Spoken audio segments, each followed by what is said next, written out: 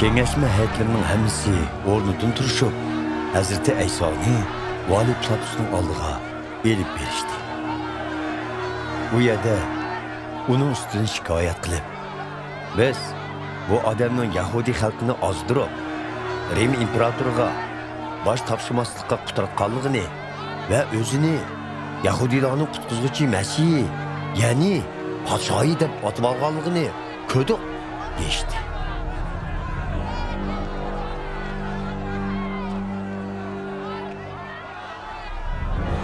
Sen Yahudilarning podshohimi? deb so'radi Pilatus Hazreti Aysodan. Aytdingizdek, deb javob berdi Hazreti Ayso. Ondan Pilatus oliy ruhoniylar bilan ko'pchilikka, bu odamdan biror jinoyat topolmadim dedi. Lekin ular texmu qat'iy turdi. U o'z ta'limlari bilan bütün Yahudilar zemindeki amını quturtib, Galiliya o'lkasidan boshlab, toki bu yerga keldi deyishdi.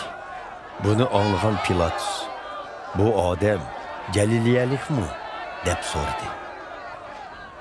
U Hazreti Aysoning Herodxonning qo'l ostidagi o'lkadan kelganligidan xabar tepib, uni Herodga yo'llab berdi. U chaqda Herodmu Yerusalimda edi. Herodxon Hazreti Aysoni ko'rib, intayin xushal bo'ldi.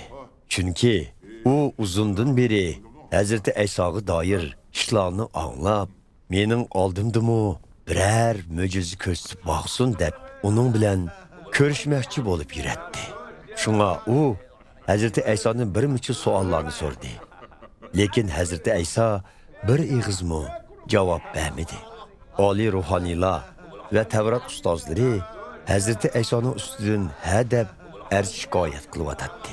Herodxon ve onun lashkarlari Hazreti Aysoni haqoratlab, masxir qilishdi.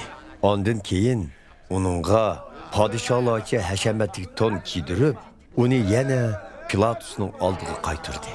Mana shu kundan boshlab Herodxon bilan vali Pilatus do'st bo'lib qoldi.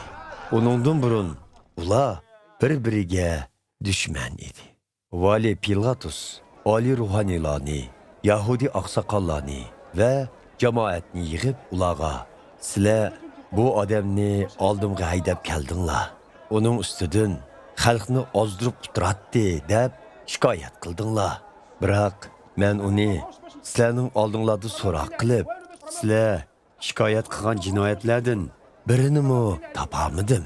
Herodxonmi uningdan gunoh topolmay bana qaytirib etibdi. Chunki uningda o'limga loyiq hech qanday jinoyat yo'q ekan. Endi men uni qamchilatib qo'yib beraman dedi. Uning mundaq deyishining sababi u har qitimliq o'tib ketish heytida Yahudi jinoyatchilaridan birini qo'yib beradi. Biroq ko'pchilik bir ig'izdan chuqqan selishib, uni o'ltiring, Barabasni qo'yib bering deyishdi. Barabas Yerusalimda to'plan ko'tirib, odam o'ltirib, zindonga tashlangan bir jinoyatchi edi.